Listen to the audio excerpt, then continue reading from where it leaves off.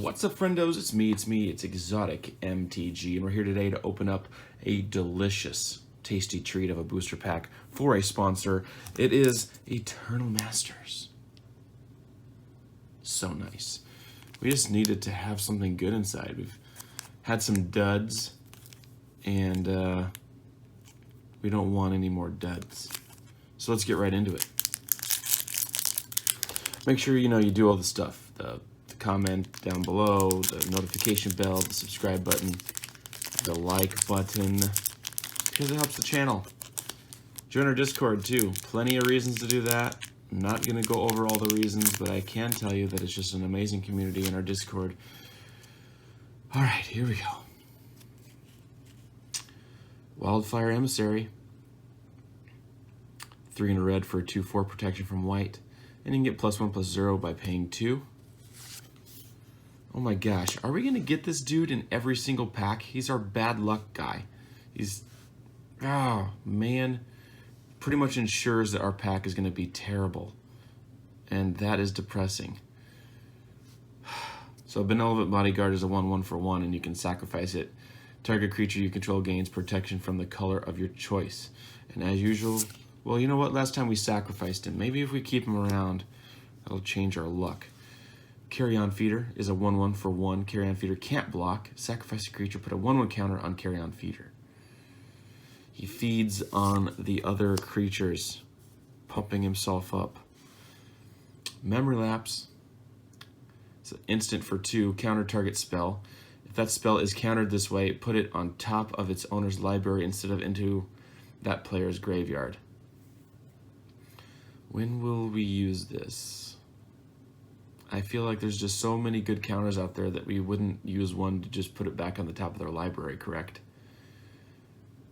I mean, if you're playing this card, you're most likely playing it in Modern, and in Modern you have so many utilities for countering. So, am I missing something here? Because if this is like an actually good played card, let me know, because I really have no clue. I would guess it's not played though. That's where my guess would be. Abundant Growth, an enchantment aura for 1 green. You can enchant land. When it enters the battlefield, draw a card. Enchanted land has tap, add 1 of any color to your mana pool. So I guess you could like enchant an Evolving Wilds and actually make it worth something and still get to draw a card. Or you just use it to draw a card. Because the only reason you'd want to use this other than to draw the card is to put it on a land that can only use colorless. So that's why I mentioned the card Evolving Wilds. Next we have a Coalition Honor Guard. It is a 2/4 human flag bearer for 4. While choosing targets as part of casting a spell or activating an ability, your opponent must choose at least 1 flag bearer on the battlefield if able. Okay. Let's dissect this a little bit. A 2/4 for 4 is already not very good. While choosing targets as part of casting a spell or activating an ability, your opponents must choose at least 1 flag bearer on the battlefield if able. So basically, they can't, like if the Coalition Honor Guard's on the table and you have something else on the table, they can't target the other creature. They have to target the flag bearer first. So I guess that's pretty cool. It's kind of like forcing you, like, okay, if you have a Lightning Bolt, you can't Lightning Bolt anything unless you Lightning Bolt Coalition Honor Guard first, which still won't even kill it. So I can understand how that's a decent 2/4 for 4. That makes sense. I've never actually dissected this card before. I've just always looked at it as, okay, whatever. Orcish Oriflame, 3 in a red enchantment. Attacking creatures you control get +1/+0. You best have a lot of creatures out to make this value, or to make this a valuable play. But obviously, you're not going to have it in your deck if that's not the plan. Wake of Vultures. First of all, the art is pretty cool on this. It's a 3/1 for 4, so already not too good, but it has flying. That bumps it up a little bit. 1 in a black, sacrifice a creature, regenerate Wake of Vultures. I'm thinking that's kind of poopy. Dismal Backwash. Don't really need to go into that. Tragic Slip. You can have it be a -13 for 1, but that's with a morbid cost.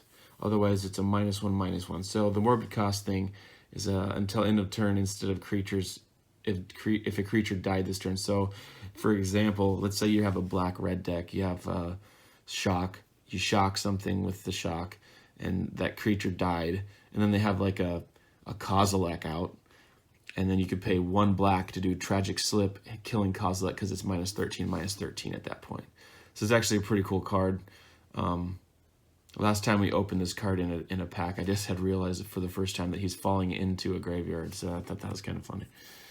So yeah, that's a decent card. All right, our first uncommon is a very playable Harmonize. Very, very good card. I love it in the uncommon slot here in Eternal Masters. 2 and 2 green, and you can draw 3 cards. So the reason why this is so good is because there's not a lot of draw utilities for green. So this is great for green. All right, Flamekin Zealot. Let's dissect this a little bit. It's a 2/2 for 4, so already behind the curve, but obviously it's going to have something here. When Flamekin Zealot enters the battlefield, creatures you control get +1/+1 and gain haste until end of turn. So when it enters the battlefield, creatures you control get 1/1 and gain haste. So as long as it's late game, this could be a really, really deadly card. You're giving all your creatures that you have 1/1 and haste if you had just maybe cast them this turn. So it's pretty cool. So basically, your 2 of your 4 mana is paying for the 2/2, and then 2 more mana is paying for all the other abilities. That's how I kind of look at things. Otherwise, I call them vanilla. So if this was a 3/3 for 3, that would just be a vanilla if there was nothing that it did in addition. So is that an owl? Oh no, it's not. It's just his leg plate. It looks like an owl staring at me. I don't like owls. All right. This is Wonder. It's a 2/2 for 4, so again behind the curve. Has flying, so that bumps it up. As long as Wonder, or is it Wonder, is in your graveyard and you control an island, creatures you control have flying. So that's pretty cool. It gives all your creatures flying if you have an island. And Wonder is in the graveyard. Interesting. So what color do we got here for our rare or mythic? It's white. Okay. What do we want this to be if it's white?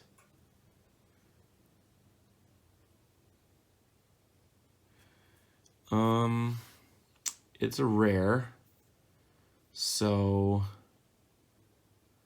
is the Enchantress, is that a rare? I'm thinking that that's what this is.